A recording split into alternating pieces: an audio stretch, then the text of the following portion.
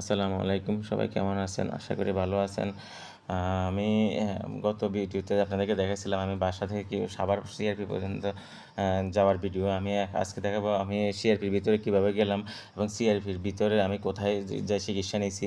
তো আমি এখন এই যে এটা হচ্ছে মেইন সাইনবোর্ড, এটা মেইন রোডের সাথে এটা সাভার থেকে মানিকগঞ্জ রোড বা জাহাঙ্গীরনগর বিশ্ববিদ্যালয় road, main road, highway road এখান থেকে অটো মিশো করে গেলে আপনার জনপ্রতি 10 টাকা নেয়। আর যদি আপনি ভিতরে যান হসপিটালের ভিতরে তাহলে 20 টাকা নেবে। তো আমি হসপিটালের ভিতরে যাব।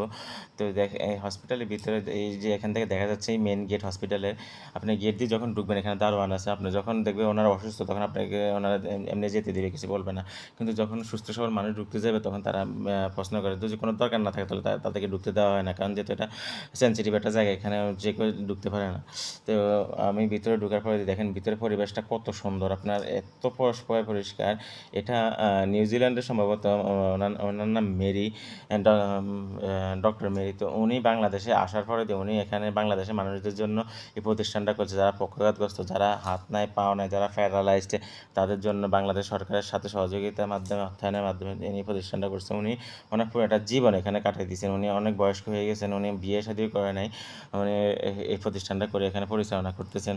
আর এখানকার যে ডাক্তারগুলো ওরা এত অমায়িক এত ভালো। এই যে হচ্ছে মেরিকম বিল্ডিং। তো আমি এই বিল্ডিংয়ের মধ্যে আমি যখন পালা গেছিলাম তখন এই বিল্ডিংয়ে ছিলাম। বিল্ডিংয়ের সামনে আপনার হচ্ছে যে ডাক্তারদের চেম্বার। এই যে স্টিল ইয়েগুলো দেখতেছেন, এইগুলো দূরে দূরে আমরা হাঁটতাম, আর্টিফিশিয়াল পা পরে আমাদেরকে হাঁটাইতে প্র্যাকটিস করাইতো। এটা হচ্ছে ডাক্তারদের রুম। তো এখানে ডাক্তাররা কয়েকটা রুম আছে, এখানে আইসা আপনারা ওনারা সিরিয়াল বাই সিরিয়াল দেখে, বাচ্চাদের আলাদা দেখে, বয়স্কদের আলাদা দেখে, আমাদের মতন বয়সের ছেলেদের আলাদা দেখে। এই যে জানালাটার পাশে হচ্ছে যে সিরিয়াল যে করে উনি। তো আমি ওনার জন্য অপেক্ষা করতেছি, উনি এখনও আসে নাই। 8টা থেকে সিরিয়াল দেওয়ার কথা, কিন্তু 8:30টার দিকে আসছে। যে আমার পাশ দিয়ে একটা ছেলে যাইতেছে দেখেন, ওর একটা হাত অবশ হয়ে গেছিলো, এখন মোটামুটি পাটার শক্তি এসছে কিন্তু হাতটা শক্তি আসে নাই।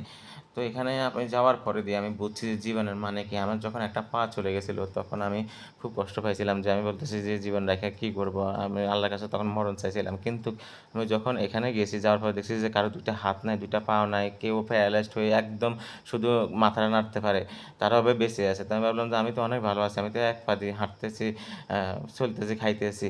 তো আমি ওখানে যাওয়ার পর দেখেন একটা মহিলা হুইল চেয়ারে বসে রয়েছে, কত সুন্দর একটা স্মার্ট মহিলা, শিক্ষিত মহিলা, কিন্তু উনি সারা জীবনের জন্য পঙ্গু হয়ে গেছে। উনি আর কখনো 2 পায়ে দাঁড়ায় হাঁটতে পারবে না।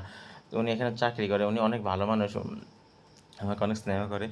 তো এই যে দেখেন এখানে যে জায়গাটা, এটা হচ্ছে যে আমাদের ওয়েটিং জায়গা। আর এটা হচ্ছে যে আমরা যেখানে থাকতাম এখানে ওয়াশরুম। তো আর সামনের জায়গাটা দেখেন, এখানে নিচতলায় এই জায়গাটা একটু স্যাঁতস্যাঁতে, কিন্তু এখানে রোগীরা খুব আরামে থাকতে পারে, যারা উপরে উঠতে পারে না তারা এখানে থাকে। আমি ছিলাম পাশের বিল্ডিংয়ের 6 তলাতে। তো আমি আমি এইখানে সবার সাথে মিশতাম, ঘুরতাম। আমি এখানে 15 দিনের মতন ছিলাম। এখানে আপনার যারা প্যারালাইজড তাদেরকে থেরাপি দেওয়া হতো, তাদের করার জন্য। সবাই ভালো থাকবেন। আসসালাম।